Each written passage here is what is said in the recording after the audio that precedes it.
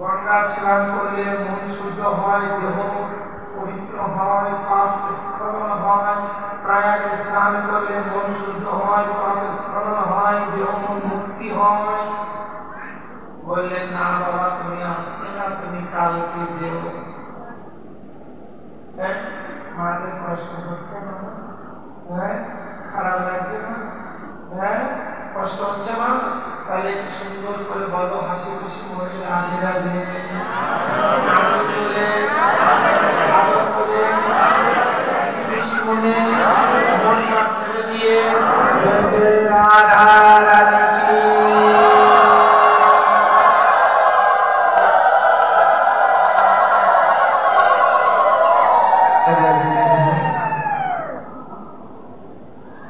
অনাদিরাদি গোবিন্দ সর্ব কারণে কারণ সচ্চিদানন্দ বিগ্রহ ভগবান। প্রভাতে স্নান করতে গিয়েছেন, উনি নিয়মিত স্নান করেন। গিয়ে দেখলেন, ছোট ছোট করে বলছি, ডান পাশের ঘাটে গেছেন। ডান পাশের ঘাটে সব রমণীগণ স্নান করছেন, মেয়েরা মায়েরা, তাদেরকে রমণী বলা হয়, স্নান করছেন। এবার গিয়ে উনি বলছেন, আমি তো ভুল করেছি, প্রতিদিন এই ঘাটে আমি স্নান করি, আজকে এখানে সব নারী, আমার ভুল হয়ে গেছে। চলে এলেন বাম পাশের ঘাটে, দেখছেন সব পুরুষ। কিন্তু দেখতে পেলেন দুটি পাখি, একটি পাখি স্নান করে বালক করে সে গড়াগড়ি দিচ্ছে, আরেকটি পাখি স্নান করে সে বালক করে গড়াগড়ি দিচ্ছে। আমার যাচ্ছেন ওখানে, এখানে গেলে একটু পা দিয়ে আসবে, পা নয় একটু মাথাটাও দিয়ে আসবে, মাথা নয় একটু শরীরটাও ডুবিয়ে আসবে, অর্থাৎ অবগাহন করে আসবে। জায়গাটার নাম হচ্ছে পবন সরোবর। নামগুলো নোট করে রাখুন সব। পবন সরোবর অর্থাৎ এখানে সর্বস্বামী পূর্বলীলা বলি, একটু দাপার বলি। এখানে কৃষ্ণ, শ্রীরাম, সুরাম, দামোদর, বলরাম, ললিতা, বিশাখা, চন্দ্রাবলী, বাসুদেব শ্রীকৃষ্ণ, নন্দ শ্রীকৃষ্ণ, শ্রীমতী রাধারানী, শ্রীরাম, সুরাম সকলেই এখানে অবগাহন করেছিলেন। শুধু তাই নয়, পরে এসে সর্বস্বামী মহাপ্রভুর প্রিয় প্রসাদ সর্বস্বামী তারা ওখানে গেলেন, তারা গিয়ে দ্বার মুক্ত করলেন। চৈতন্য চরিতামৃত যদি আপনি মহাভারত না পড়েন, যদি শ্রীমদ্ ভাগবত না পড়েন, যদি চৈতন্য মঙ্গল না পড়েন, যদি চৈতন্য ভাগবত না পড়েন, তারপরে গিয়ে চৈতন্য চরিতামৃত পড়তে হবে, তাহলে আপনি কিচ্ছু বুঝতে পারবেন না। আপনার শ্রী গুরুদেবের কাছে আপনি জিজ্ঞাসা করুন, গুগলে সার্চ দিন বা নেটে পর্যালোচনা করুন, কেননা ওনারা তো সব এখানে খাঁচা বা দেহ পোশাক চেঞ্জ করে এখানে এসেছেন সকল। এনারা সকলে এখানে অবগাহন করেছিলেন। এই দিনটাই তিথিটা কোন দিন? ওই 27শে বৈশাখ। তারপরে দেখে প্রশ্ন করলেন, আপনারা কারা? আপনারা কারা? তখন বললেন, আমি এসেছি প্রয়াগ, আমি নিজে প্রয়াগ, আমি এসেছি, আমি হিমাচল, আমি এসেছি, আমি ব্রহ্মপুত্র, সব পুরুষ নদী। আর ও পাশে গায়া যেন, ও পাশে গঙ্গা, ভাগীরথ, যমুনা, সরস্বতী, আসমরের মধ্যে পেয়ে যাবেন। পিছনে একটু বাচ্চাদের গঙ্গা জলের মধ্যে পেয়ে যাবেন, শুদ্ধের মধ্যে, জল শুদ্ধি মন্ত্রের মধ্যে। গঙ্গে চ যমুনে চৈব গোদাবরী সরস্বতী নর্মদে সিন্ধুকে কাবেরী জলস্মি সন্ধিহীন কুরু। কয়জন এখানে নারী আর কয়জন পুরুষ? নদ নদী কাকে বলা হলো? এ পাশে আমরা যারা সকলেই পুরুষ, হিমাচল, প্রয়াগ, ব্রহ্মপুত্র, ডান পাশে গঙ্গা, যমুনা, সরস্বতী সকলে আজকে এসেছে এই জলে স্নান করে অবগাহন করে নিজেকে ধন্য আর মুক্ত করবেন। তাহলে আপনার জন্য আমার জন্য এই দিনটা কি মূল্যবান বুঝতে পেরেছেন? যে মায়েরা জানতে চেয়েছিলেন, বাবা সবার উদ্দেশ্যে বলবেন, আগামীতে সকলেই পালন করবেন তো? একটু মাথা বলুন, কথা বলুন, ইয়েস নো হ্যাঁ কোনটা একটু বলুন। রাধে রাধে।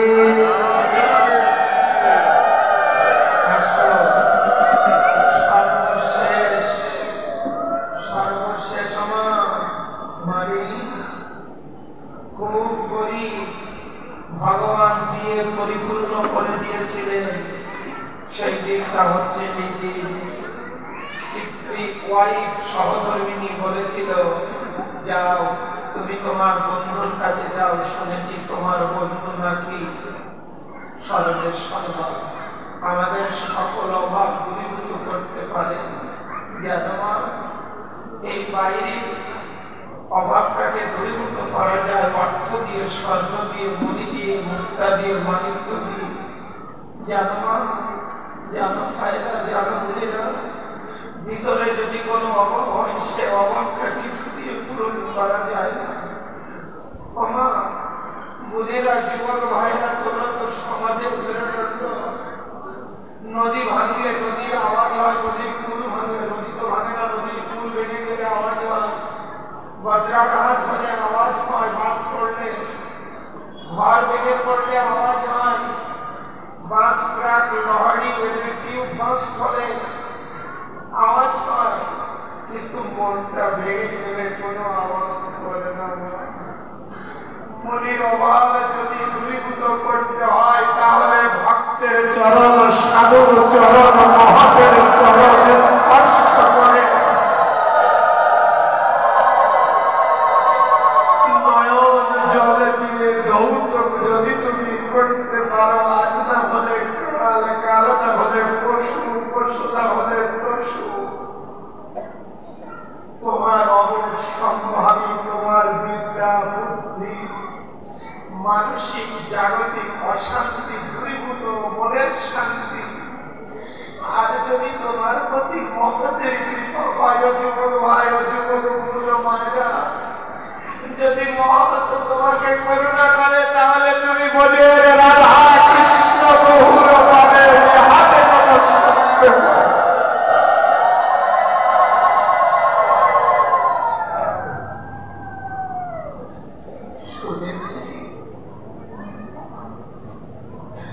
শুনেছি তুমি যাকে ভালোবাসো, শুনেছি তুমি যাকে প্যার করো, শুনেছি তুমি যাকে পছন্দ করো, সে নাকি জীবনদাতা,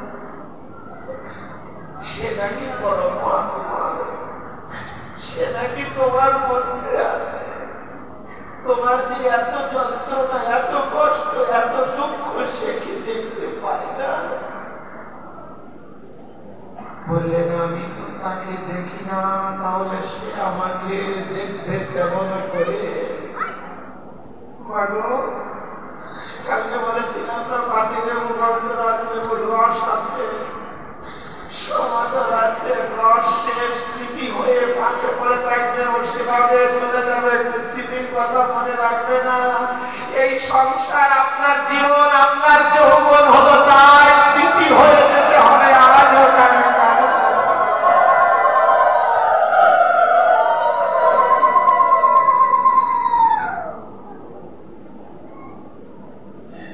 এখনো সময় আছে, এখনো সময় আছে শোধরানো, এখনো সময় আছে মা। এখানে আপনি যে কদিন আছেন এর থেকে অনেক দিন আপনাকে আমাকে থাকতে হবে ওখানে। ক্রিয়া ইজিকল টু প্রতিক্রিয়া। ছোট বাচ্চাকে দোলনায় উঠিয়ে যত জোরে ধাক্কাটা দিতে পারবেন তত জোরে দোলনাটি আপনার কাছে আমার কাছে ফিরে আসবে। যতটা মন নিয়ে সুন্দর সাত্বিক ভাবে আপনি আপনার ঠাকুর ঘরে যাবেন, ভক্তের কাছে যাবেন, মহাদের কাছে যাবেন, গীতা পড়তে যাবেন, নাম শ্রবণ করতে যাবেন, সাধুর কাছে যাবেন, তত তাড়াতাড়ি ভগবান আপনার আমার কাছে আসবে।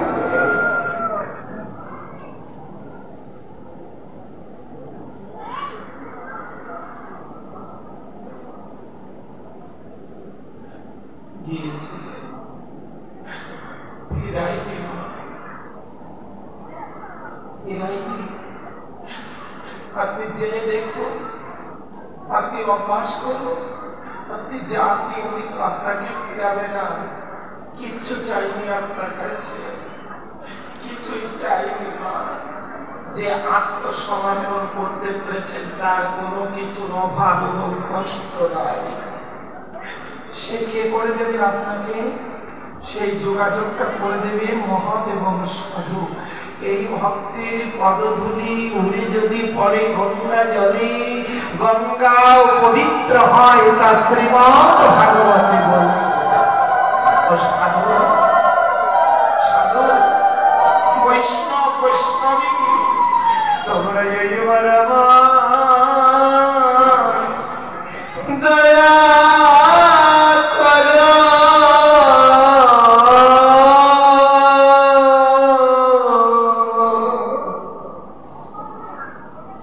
তুমি করলে দয়া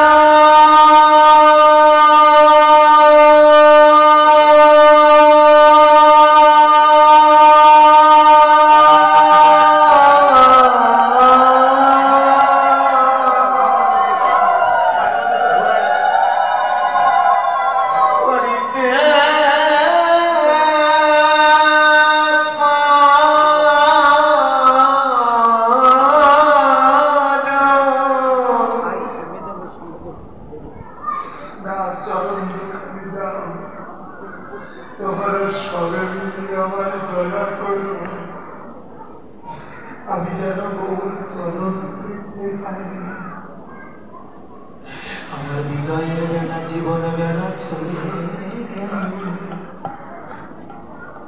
আমি বহু জন্ম জন্মান্তরের অপরাধী। সবাইকে একটু দেখাও করো, তাই বলছি আমি বহু জন্মের অপরাধী। আর শিখলাম না এই জন্মে নয় জন্ম জন্মান্তর যেন আমি গৌর চরণে পেতে পারি। কাঁদছে না হাওমাও করে, খুব মন দিয়ে শুনবেন কথাগুলি।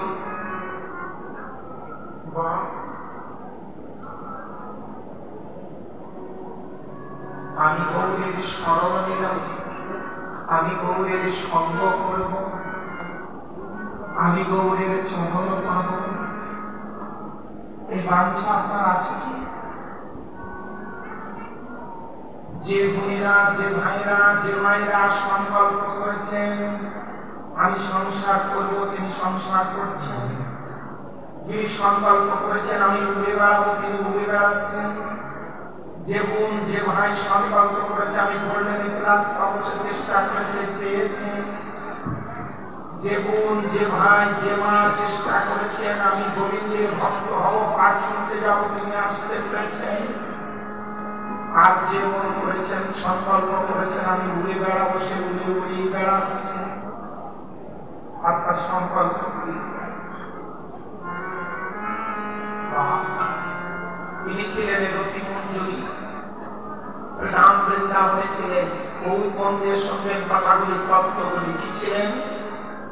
রতি মঞ্জুরি। বাসনা করিলেন আমি গৌরের সেবা করব, আমি গৌরের হব। আপনি কি সংকল্প করেছেন আমি গৌরের হব? মা সংকল্প করতে পেরেছেন আপনি? আপনি ছেলের হবেন না, স্বামীর হবেন না, মেয়ের হবেন, কি সংকল্প করেছেন? বৃন্দাবনে ছিলেন রতি মঞ্জুরি, সংকল্প করলেন আমি গৌরের হব। কলিতে এসে হুগলি জেলা কৃষ্ণপুর গ্রাম, সপ্তগ্রামের পাশে জন্মগ্রহণ করলেন। মহাপ্রভুর সর্বস্বামীর মধ্যে অন্যতম, যিনি ব্রাহ্মণ না হয়েও গোস্বামী উপাধি পেলেন, তিনি হচ্ছেন শ্রীল রঘুনাথ দাস গোস্বামী। কি করে বলেন? বলেন কি করি? সপ্তগ্রাম, এই সপ্তগ্রামে ছোট করে বলি ওনারা নিয়মিত যাতায়াত করতে। পিতার নাম কি? ভালো করে নোট করুন। আপনার সংকল্প যেমন আপনি পাবেন কেন? আপনার সংকল্প নেই, আপনি পাবেন কেন? সংকল্প হলে তো পূরণ হবে, সংকল্প না হলে তো পূরণ হবে না। পিতা হচ্ছেন গোবর্ধন মজুমদার, খালি টাইটেলে পেলাম উচ্চ বর্ণ কায়স্থ, জ্যাঠামশাই হিরণ মজুমদার। ভূমিষ্ঠ হয়ে তার নেচার, তার আচার, তার আচরণ, তার চলাফেরা অন্য ছেলে মেয়েদের মতো নয়। পড়াশোনায় মন বসে না, খেতে ভালো লাগে না, ভালো পড়তে ভালো লাগে না, চার দোকানে বসতে ভালো লাগে না, যেখানে পরনিন্দা হয় যেতে ভালো লাগে না, পর সমালোচনা হয় সেখানে যেতে ভালো লাগে না। তার নেচার সম্পূর্ণ ভিন্ন। এটা তার সংকল্প। আপনার আর আমার সংকল্পটা কি? আজকে বাড়িতে গিয়ে একটু বিবেকের কাছে প্রশ্ন করবেন। কিছুই ভালো লাগে না, কিচ্ছু ভালো একটা জিনিস লাগে কি? হরিনাম শুনতে ভালো লাগে কি? ভাগবত প্রবচন ভালো লাগে কি? ঘন্টার ধ্বনি, হরিধ্বনি, জয়র ধ্বনি সাধুগুরুর বদনে।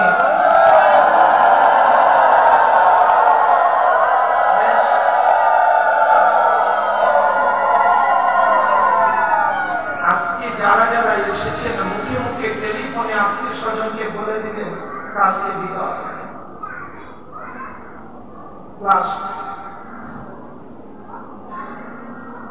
নামাচার্য হরিদাস ঠাকুর বদন থেকে হরিনাম ত্যাগ করানোর জন্য, ভালো করে বুঝে নেবেন কার সঙ্গে কি সংযুক্ত, 22টা বাজারে তাকে প্রহার করা হয়েছে।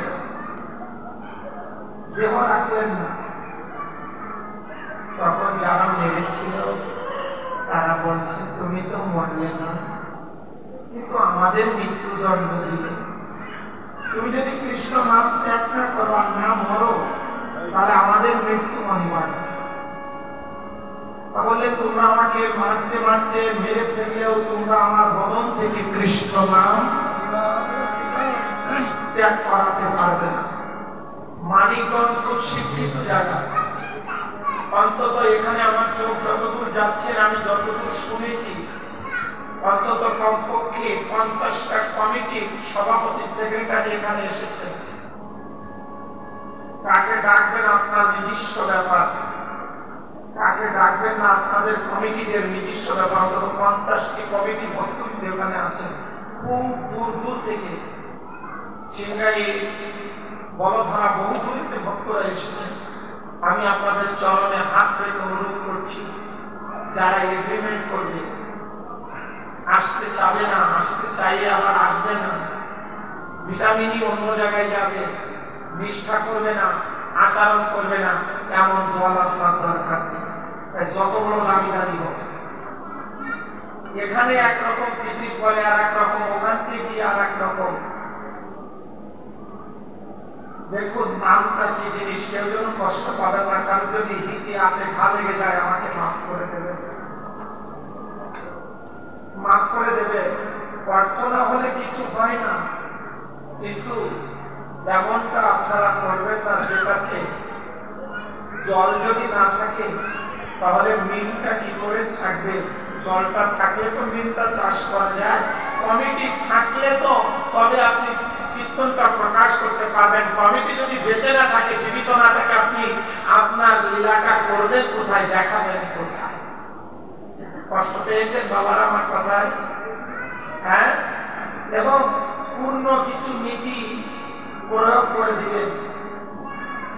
যত বড় শিক্ষিত হোক, যত বড় জ্ঞানী হোক, যিনি ওই রাধা মাধবের পূজা করছেন, তিনি যদি উচ্ছৃঙ্খল হন, তিনি যদি নিঃশ্বাসগ্রস্ত হন, তিনি যদি কোনো জায়গায় কাতর হন, জল ছোড়া ইত্যাদি পানের লিপ্ত থাকেন, তার পিছনে কারো যদি হাতে ঘা লেগে যায় ক্ষমা করে দিবেন, তার পিছনে আমি অঞ্জলি দিতে রাজি নই নই নই।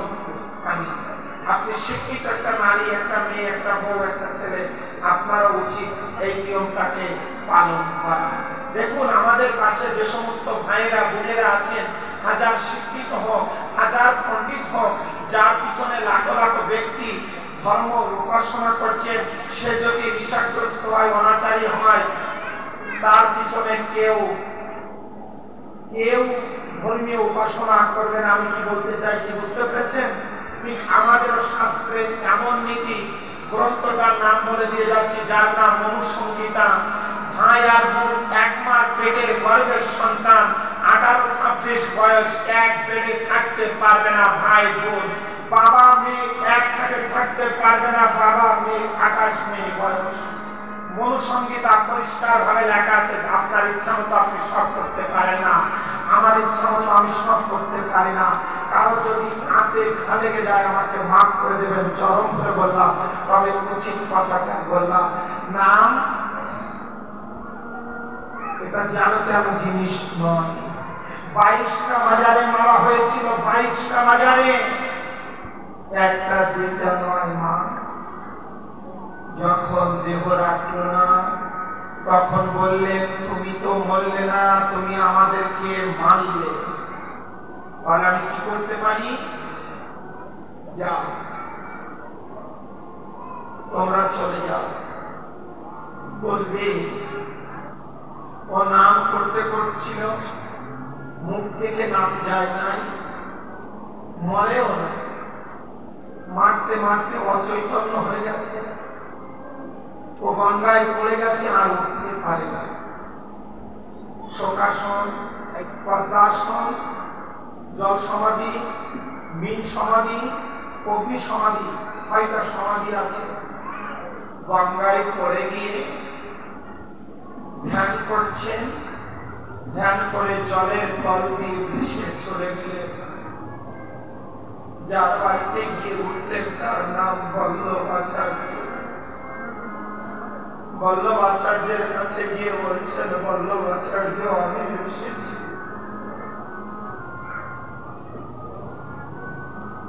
বল্লভাচার্য আর হরিদাস ঠাকুর মহাপ্রভুর তত্ত্ব কথা আলোচনা করলেন। এই ছেলেটি হাঁটি হাঁটি পা করে আপনাদের মানিকগঞ্জ আর জেলা প্রশাসকের কার্যালয় অল্পটি পারেন। গ্রামটার নাম সপ্তপল্লী আর কৃষ্ণপুর। ওখান থেকে শুনতে পাইলেন, কানে কানে বুঝতে পারলেন ওখানে গৌরীর কথা হয়, ওখানে এসেছিলেন। ওখানে আসবার পরে বল্লভাচার্য এবং রামাচার্য হরিদাস ঠাকুরের বদনে উনি গৌরের কথা শুনেছিলেন। গৌর কেমন, গৌর দেখতে কেমন, গৌরের নাম কেমন, গৌর হরির কৃপা কেমন, গৌর হরির কৃপা কি করে পাওয়া যায়, ভালো করে বুঝলেন। তখন হরিদাস ঠাকুর এবং বল্লভাচার্য মহাপ্রভুর সম্পর্কে খুব সুন্দর করে বুঝিয়ে দিলেন, খুব বুঝিয়ে দিলেন। তখন ওনার মন উদ্গ্রীব হলো মহাপ্রভুকে দর্শন করবার, মন উদ্গ্রীব হয়ে গেল। বাড়ি গেলেন, বাড়ি গিয়ে পিতাকে, মাতাকে, জ্যাঠামশাইকে বললেন আমি গৌরহরিকে দেখতে চাই। বাবা বললেন না, তুমি গৌরহরিকে দেখতে যেতে পারবে না। খুব সুন্দর দৃষ্টান্ত, বাবা যারা সেজেছেন বুঝে নিন।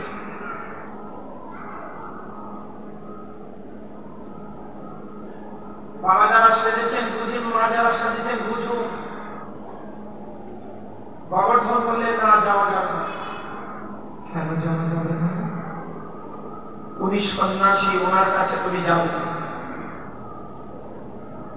উনি নবীন সন্ন্যাসী, সন্ন্যাসীর সঙ্গ নিলে যদি আমার ছেলে সন্ন্যাসী হয়ে যায়, তাহলে আমার ভিটে প্রদীপ দেবে কে? এই আচরণটা কাদের জন্য? আপনারা যারা সংসার করেছেন, মা হয়েছেন, বাবা হয়েছেন, স্ত্রী, পুত্র, পরিজন, দাদু, দিদু, নাতি, পুতি আছে, তাদের জন্য। আপনার ছেলেকে আপনি কার সঙ্গে মিশতে দিলেন? আপনার মেয়েকে আপনি কার সঙ্গে মিশতে দিলেন? ভাত পেলে খাওয়া যায় না, জায়গা পেলে শোয়া যায় না। গোবর্ধন তার ছেলেকে পাঠিয়েলেন না মহাপ্রভুর সঙ্গে দেখা করবে, বাধা দিচ্ছেন গৌরহরির সাথে। কেন? উনি নবীন সন্ন্যাসী, উনি যদি উনার সংস্পর্শে, উনার কথাতে যদি আমার ছেলে প্রেমবশ হয়ে যায়, উনার সংস্পর্শে যদি আমার ছেলে সন্ন্যাসী হয়ে যায়, তাহলে আমার বংশের প্রদীপ দিবে কে? বুঝুন, ভয় ছিল কার্তিকার মনে, আমার ছেলে সন্ন্যাসী হয়ে যাবে, যেতে দেওয়া যাবে না, ওই সঙ্গে মিশতে দেওয়া যাবে না। তাহলে আপনিও পিতা সেজেছেন, আপনিও মাতা সেজেছেন, আপনার ছেলে মেয়েকে আপনি কার সঙ্গে মিশতে দিবেন একটু বুঝুন। যে করে আমারা, আমি করি তার সর্বনাশ, যে ছাড়ে না আমার পাশ, আমি হই তার দাস এবং দাস। মনে মনে মানুষা রাখলেন, যেতে দিলেন না, যেতে দিলেন। আমি মাদের কাছে অনুরোধ করবো, বাবাজিদের কাছে, যুবক ভাই বোন, 18 বছর পার হলে আপনার স্বাধীনতা এসে যায়, ডিসিশন নেওয়ার এটা রাইট। কিন্তু এমন ডিসিশন নিবেন না যাতে বাবা মার থাকতে হয়। বাবা মাকে কষ্ট দিবেন না। যুবক যুবতী ভাই বোনেরা, শান্তি পাবেন না জীবনে, জীবনে শান্তি পাবেন না। আমি ব্যাসাসনে বসে অভিসম্পাদ করছি না, শাস্ত্রের কথা। বাবা মাকে কষ্ট দিয়ে আপনি কিন্তু জীবনে সুখী হতে পারবেন না, শান্তি হতে পারবেন না। কেউ পারেনি পৃথিবীতে, আত্মগতি আজকে। কষ্ট দিবেন না বাবা মাকে। আর আপনি 18 বছর পার করেছেন, আপনি কার সঙ্গে মিশবেন? যদি মৃদঙ্গ বাজাতে চান, তাহলে যে মৃদঙ্গ বাজাচ্ছে তার সঙ্গে বন্ধুত্ব করবেন। যদি আপনি গান শিখতে চান, হারমোনি যিনি সংযোগ করছেন তার সঙ্গে বন্ধুত্ব করবেন। যদি আপনি কীর্তন গাইতে চান, কীর্তন যিনি গাচ্ছেন তার সঙ্গে সঙ্গ দিবেন। যদি আপনি নেশাগ্রস্ত হতে চান, তাহলে যে করে তার পাশে গিয়ে বসবেন। যদি আপনি নাম শুনতে চান, যে নাম শুনতে যায় তার পাশে গিয়ে বসবেন। যদি আপনি ভক্ত হতে চান, তাহলে ভক্তের পাশে গিয়ে বসবেন। যদি আপনি লক্ষ্মী হতে চান, লক্ষ্মী পাঁচালী পাঠ করবেন। যদি আপনি মহৎ হতে চান, তাহলে আপনি মহতের পাশে গিয়ে মহতের চরণে স্পর্শ করবেন। আপনি নিজেকে কোন খাতে ব্যবহার করতে চান, আপনি নিজে বিচার করে করবেন। মন স্থির করেছেন। পূর্বে ছিলেন রতি মঞ্জুরি, 4টি সম্প্রদায়, রামন, কৃষ্ণ স্বামী, নিপাদিত্য, মাধ্যাচার্য। 4 সম্প্রদায়ের আলাদা আলাদা মঞ্জুরি আছে, কারো কনক মঞ্জুরি, কারো রতি মঞ্জুরি। এই ব্যক্তি ছিলেন রতি মঞ্জুরি, বাসনা করেছিলেন কলিতে গিয়ে মহাপ্রভুর দাস অনুদাস হব এবং মহাপ্রভুর সেবা করব, যথা কথা তথা কাজ। মা, বোন, ভাইরা, বাবাজিরা, আপনি এখানে যা পেয়েছেন, যা এনজয় করছেন, যা উপভোগ করছেন, সুন্দর কন্যা, সুন্দর পুত্র, সুন্দর বাড়ি, সুন্দর মেয়ে, সুন্দর গাড়ি, সুন্দর স্ত্রী, এসি, স্যাটেলাইট ইত্যাদি ইত্যাদি যা উপভোগ করছেন, সুন্দর সুন্দরী যা উপভোগ করছেন, এমন কিছু সুন্দর কর্ম আপনি ওখানে করে এসেছিলেন। আপনি সুন্দর সুন্দর যথা কথা তথা কাজ সবকিছু সুন্দর পেয়েছেন। এবার বাড়িতে গিয়ে আজকে প্রশ্ন করবেন, আপনি সুন্দর কি কর্ম করেছেন এবার সেখানে যাওয়ার জন্য। আপনাকে তো চলে যেতে হবে, এখানে থাকতে পারবেন না আপনি বা আমি। এবার যাওয়ার জন্য আপনি কি এমন সুকর্ম করেছেন যে সেখানে গিয়ে সুন্দর পাবেন? বললেন আপনি তো পাঠক, আপনার বলা কাজ আপনি বলছেন, আপনি তো দেখতে পাবেন না, আমিও দেখতে পাবো না, দরকার হবে না আমার। মানিকগঞ্জে 250 বেড আছে না হসপিটাল, সুস্থ মানুষ 2 সপ্তাহ থেকে আসেন, অসুস্থ হয়ে বাড়িতে ফিরে। নরক যন্ত্রণা কেমন কঠিন হতে পারে একটু দেখে আসুন। দেখার জন্য মরে ভূত হয়ে ওখানে যাওয়ার দরকার নেই। কাজী নজরুল ইসলাম কোথায় স্বর্গ কোথায় নরক কি বলে তা বলতো, মানুষের মাঝে স্বর্গ নরক মানুষের সুবাস। কালে বাবাজি বলছিলেন প্রভু রবীন্দ্রনাথের কথা বলবেন, রবীন্দ্রনাথের কথা দিয়েই তো ভাগবত শুরু। বাবা সীমার মাঝে অসীম তুমি বাজাও আপন সুর, আমার মধ্যে তোমার প্রকাশ তাই এতটুকু তুমি সুমধুর। তুমি আছো ঘড়ি কাটার মতো টিক টিক করছো তাই আমি আছি, তুমি নেই আমি ফরনাতি, আমার কোনো মূল্য না। বেশ, এবার কি করলেন? যেতে দিলেন না। ছেলে জেদ, হ্যাঁ আমার বোনেরা জেদ করবেন, ছোট বাবু সোনারা জেদ করবেন, জেদের পক্ষে জেদের বিপক্ষে নয়। কোন জেদ করবেন? ভালো জেদ করবেন। হ্যাঁ আপনি পড়ছেন, আপনার বয়স 8 বছর, আপনি জেদ ধরেছেন, বুঝতে পারছেন কি? হাই হ্যালো ছাড়ো, হরে কৃষ্ণ বলো। মায়েরা বলো, বোনেরা বলো, সবাই হাই হ্যালো ছাড়ো, হরে কৃষ্ণ বলো। জোরে হাই হ্যালো ছাড়ো, হরে কৃষ্ণ বলো।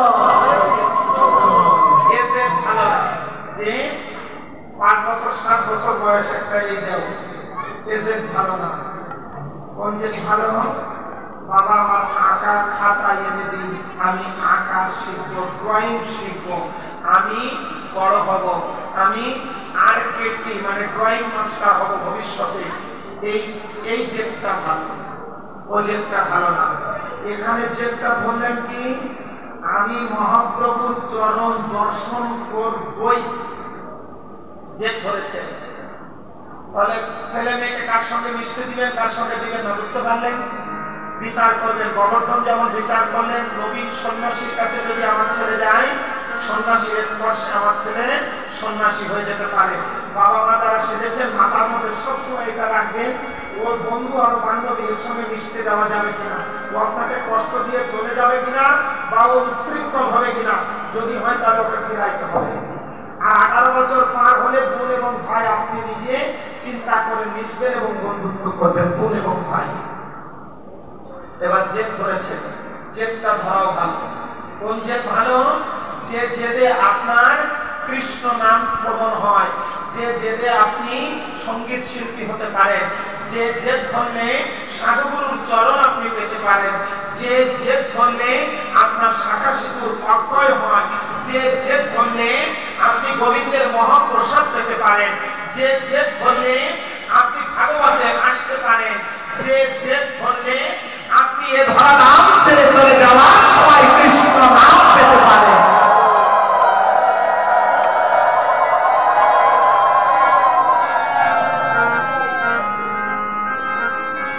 জেদ ধরেছেন, আমি যাব। এক কথায় যে জেদে আমার বৈষ্ণব গুরু গোবিন্দের কৃপা হয় সে জেদ ভালো। আর যে জেদে আমার মনকে, আমার চোখকে, আমার বিবেককে ধ্বংস করে দেয় সে জেদ কখনো ভালো নয়, ভালো নয়, ভালো নয়। জেদ ধরবে। বিবাহিত ম্যারিড যে সমস্ত মায়েরা আছে, সংসারে যদি আপনার আগুন ধরাতে ইচ্ছা হয়, স্বামীর সঙ্গে একেবারে ঝগড়া শুরু করে দিবে। আর যদি সংসারে আগুন ধরাতে আপনার ইচ্ছা না হয়, বাবাজি মাথা গরম করেছে, আপনি একদম শান্ত হয়ে যাবেন, তর্ক করবেন না, তর্ক করবেন না। তর্ক এবং জেদ আপনার সংসারে আগুন ধরিয়ে দেবে। যখন বাবাজি শান্ত হয়ে যাবে, তখন আপনি বোঝান, জেদ করুন, তর্ক করুন, মান এবং অভিমান করুন, কিন্তু দুইজন যদি একসঙ্গে রেগে যান, ওই সংসারে দেশলাই জ্বলে যাবে, দেশলাই ফায়ারিং হলো। একজন শান্ত হবে, সংসারে শান্তি, বৃন্দাবনে শান্তি। সংসারে শান্তি, নবদ্বীপের শান্তি, সংসারে শান্তি, হরিদ্বারে শান্তি, সংসারে শান্তি, কেশিঘাটে শান্তি। সংসারে শান্তি নেই। এই সংসারে যদি আগুন জ্বলে না, ও যুবক বোন, যুবক ভাই, যুবক মায়েরা, যুবক যুবতী যারা আছেন, বয়স্ক অবয়স্ক যারা আছেন, এই সংসারে যদি আগুন ধরে যায় না, ওই বৃন্দাবনে গিয়েও কোনো লাভ হয় না। যাহা আছে বিশ্ব ব্রহ্মাণ্ডে, তাহা আছে দেহ খণ্ডে। এই দেহকে জাগ্রত করতে হলে আপনাকে এখানে আগে শান্ত করতে হবে, জল ঢালতে হবে। মারা কখনো যেতে যাবেন না। যেতে গেলে খতরনাক হতে পারে, টিপুস পর্যন্ত হতে পারে, সংসারে আগুন জ্বলে যেতে পারে। আবার বাবাজিও মার সঙ্গে একেবারে জেদে পরিপূর্ণ হবেন না। এই অশান্তির জগতে জ্বালা জলে আপনার জ্বলানোর দরকার নেই। বলুন, তুমি কৃষ্ণের দাসী আর আমি কৃষ্ণের দাস। দেখবেন জলটা খুব তাড়াতাড়ি নেমে যাবে। জলের ধর্ম নিচু দিকে যাওয়া, দেখবেন সংসারের শান্তি চলে আসবে, অশান্তি থাকবে না। এই যে ভালো, জলটা যেমন স্বধর্ম নিচু দিকে যাওয়া, ঠিক সেই যে ভালো। যে ধরলে আপনার সাধুগুরু মহন্তের কৃপা হয়, গুরু কৃপা হয়, কৃষ্ণ কৃপা হয়, নাম প্রভুর কৃপা হয়, সেই যে অত্যন্ত ভালো। যে আগুন ধরিয়ে দেয়, সে যে কখনোই ভালো নয়।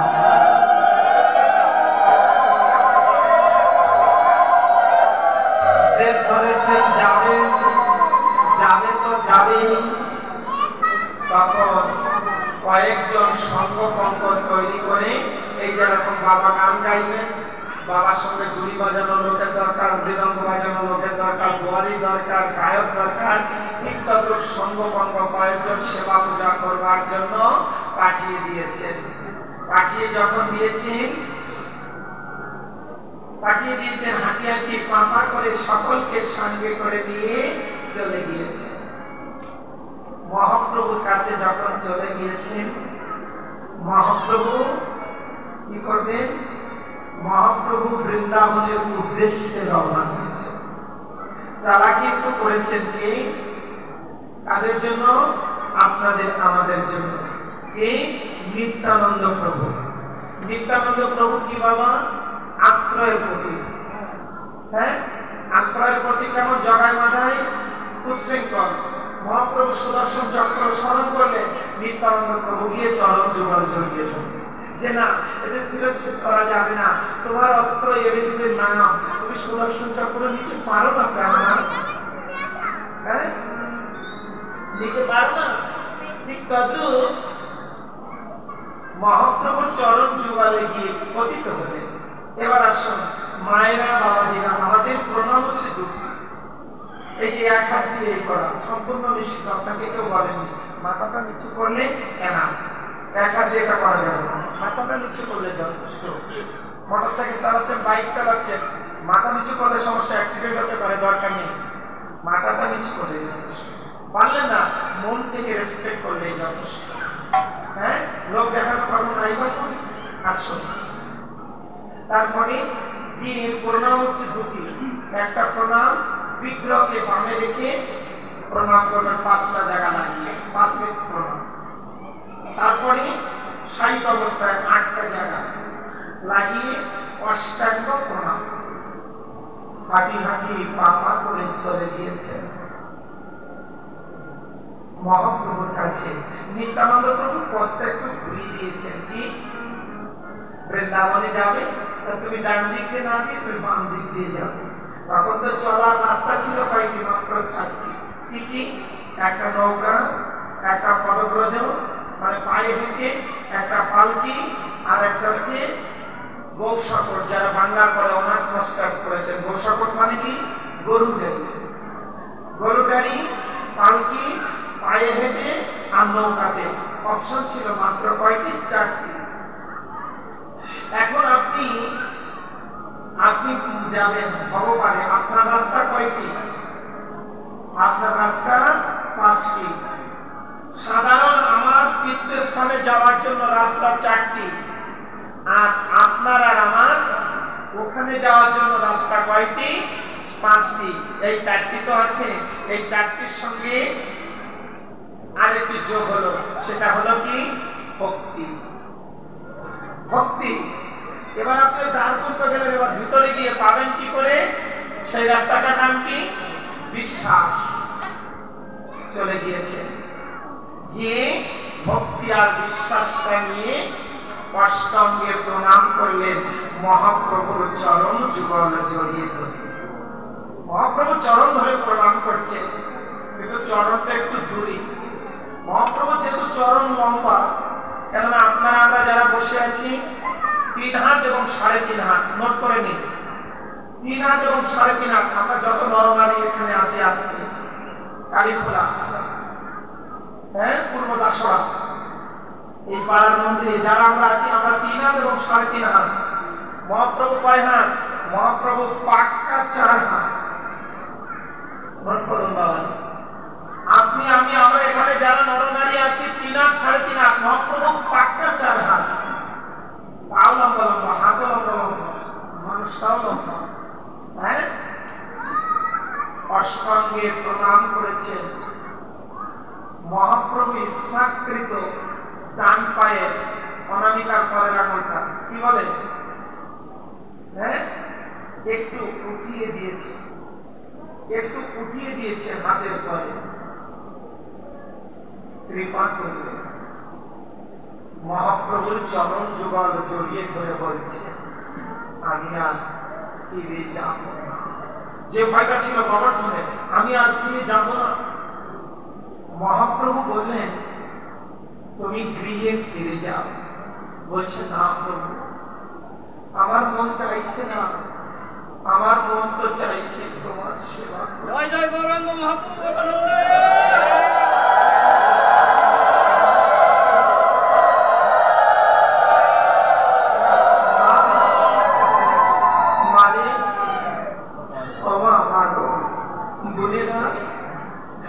আপনারা যারা বসে আছেন বাবাজিরা, আমি আপনাদের হাত ধরতে পারি, পা ধরতে পারি, আমার ক্ষমতা আছে আপনাদের মন ধরা। বাবা, টাইম দেখতে হবে না, আমি টাইম মতো ছেড়ে দেবো। লক্ষ্মী বাবা, টাইম দেখতে হবে না, টাইম মতো ছেড়ে দেবো। এসেছে তো একটু দেরি করে। আপনারা যদি বলেন এক্ষুনি মিলন করবি, এক্ষুনি সম্ভব, বলুন, আপনার আওয়াজ দিই। তাহলে বলো, রাধে রাধে, আরো জোরে, ভালো মনে, হাসি খুশি মনে, জয় রাধা রানী কি।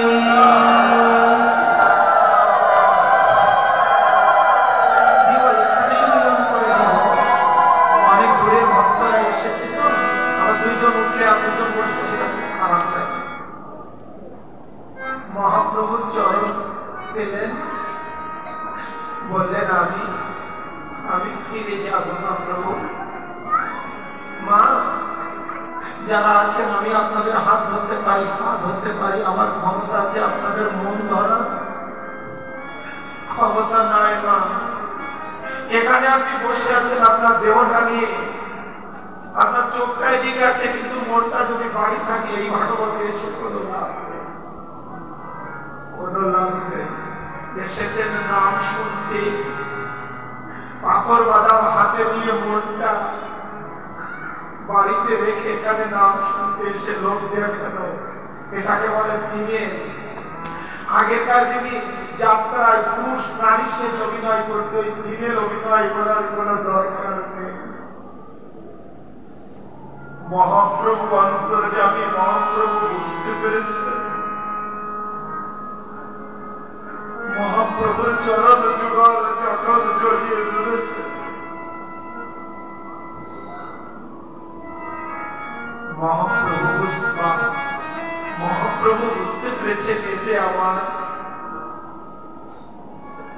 বৃন্দাবনের সহচরী ছিল। মহাপ্রভু আদেশ করলেন, যাও, তুমি গৃহে ফিরে যাও। মহাপ্রভুকে বললেন, মহাপ্রভু বললেন, তুমি গৃহে ফিরে যাও। শ্রীলা রঘুনাথ দাস গোস্বামী বলছে, মহাপ্রভু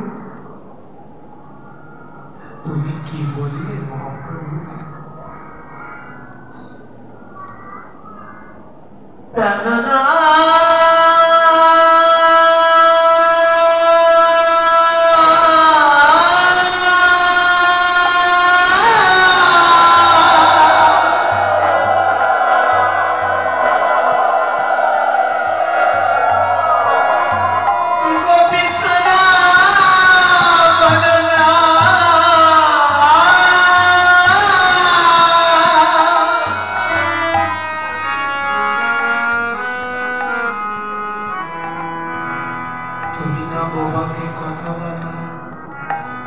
তুমি না পঙ্গু ব্যক্তিকে পথ চলা, তুমি আমাকে চলে যেতে বলতে পারো প্রার্থনা। তুমি অন্তর্যামী, তুমি তো আমার মনের কথা জানো, তুমি আমার ব্যথার কথা জানো, তুমি আমার হৃদয়ের কথা, তুমি আমার এই মহাবেদীর মহাবৈদ্য, তুমি বড় ডাক্তার, তুমি আমাকে যেতে বলতে পারো। তোমার কষ্ট হলো না? বললে না, তুমি যাবে, তুমি যাবে কেন? তুমি এখনো গুরু করনি। মহাপ্রভু শিক্ষা দিচ্ছে, তুমি এখনো গুরু করনি, গুরু আশ্রয় করনি। আর গিয়ে ফিরে যাও, বাবা মায়ের দুঃখ বোঝাও,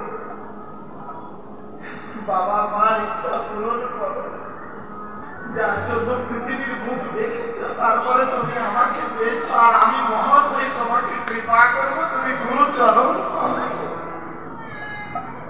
যাও, যাও, গিয়ে ফিরে যাও। কি বলছে শাস্ত্র? সুন্দর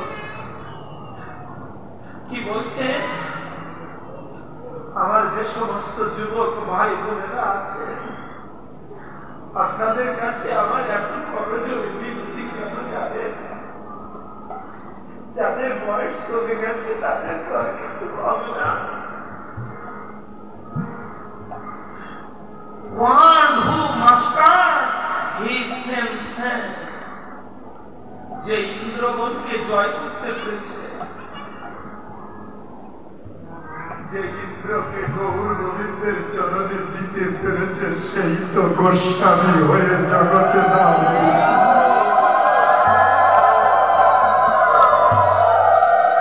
কি বলছে? গৌর তুমি আমাকে ফিরে যেতে বলতে পারো? 24 তত্ত্ব দ্বারা দেহ গঠিত 18 মুকাম নবদার 10 ইন্দ্রিয় মন 11 ইন্দ্র 6টি রিপু 5টি ভূতাত্মা, চক্ষু কর্ণ নাসিকা সমস্ত অঙ্গ প্রত্যঙ্গ দিয়ে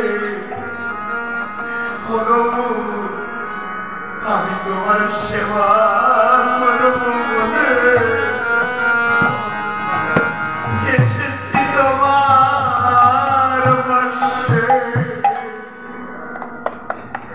তুমি কৃপা করে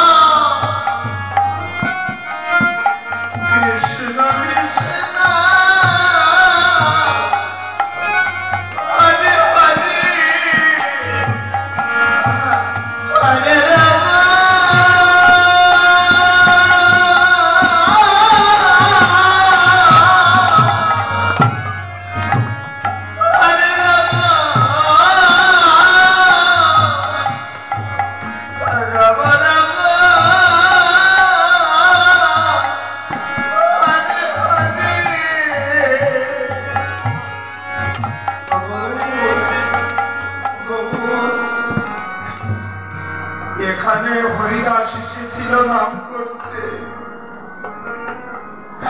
হরিদাসের বদলে শুনেছি তোমার অন্তরঙ্গ গৌরহরি, শুনেছি বল্লভাচার্যের বদলে। আজ তুমি চরণে দিয়ে আমাকে বাড়ি পাঠিয়ে দিও না। ঘরে গিয়ে আমার মন রবে না, আমি তোমাকে ভালোবেসে ফেলেছি। বাড়িতে গিয়ে আমার আর মন রবে না, আমি তোমায় ভালোবেসে ফেলেছি। তুমি আমাকে ভুলে যেও না, তুমি আমাকে ছেড়ে দিও না। আমি তুমি ছেড়ে দিলে আমি আর তোমায় পাবো না।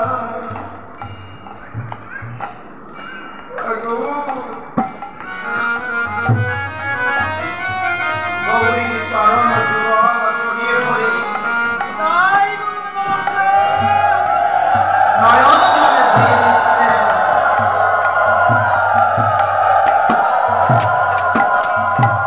নয়ন জলে ধুয়ে দিচ্ছে। গৌর হরি বলছেন তুমি বাড়ি যাও, তুমি বাড়ি যাও, তুমি বাড়ি যাও। মার বাঞ্ছা পূর্ণ করো, পিতার বাঞ্ছা পূর্ণ করো। আগামী দিন এখান থেকে আস্বাদন কথার দ্বারা, বাক্যের দ্বারা, ভাষার দ্বারা যদি কারো হৃদয়ে কষ্ট দিয়ে থাকি, ক্ষমা দৃষ্টি দিয়ে ক্ষমা করবেন। তুমি বাড়ি যাও, আপনারাও বাড়ি যাবেন, আমিও বাড়ি যাবো, সবাই বাড়ি যাব। গৌর হরির চরণ জড়িয়ে ধরে নয়ন জলে ধুয়ে দিচ্ছেন। গৌর হরি বলছেন বাড়ি যাও, বাড়ি যাও, বাড়ি যাও। অর্থাৎ তুমি গুরুদেবের কাছে যাও, বাড়ি যাও, বাবার মন উদ্দেশ্য পূরণ করো, করে তুমি গুরুচরণ আশ্রয় করো, তবে তুমি আমাকে পাবে। যাও, তুমি বাড়ি যাও। ওই শরণে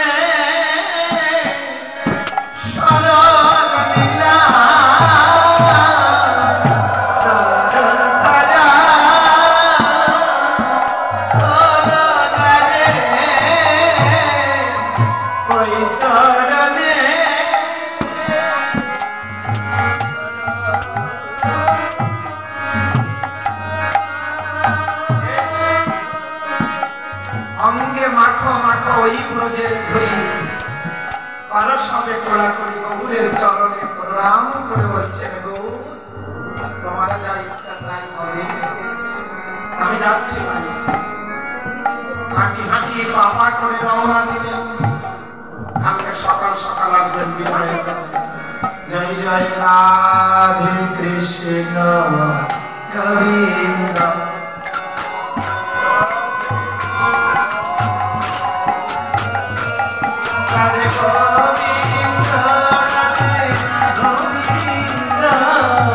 সবাই হাতে দাঁড়িয়ে ভাগবত সনাতনী কীর্তন।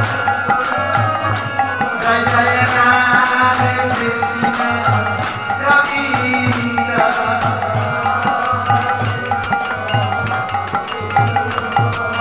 শ্যাম সুন্দর মদন মোহন বৃন্দাবন চন্দ্র।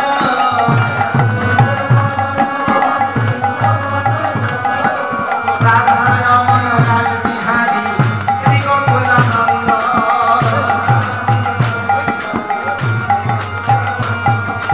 তুমি সুন্দর হাসিও সুন্দর,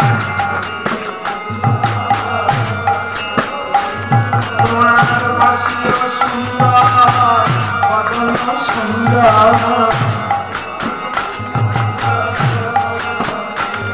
তোমার হাসিও সুন্দর, বদন সুন্দর।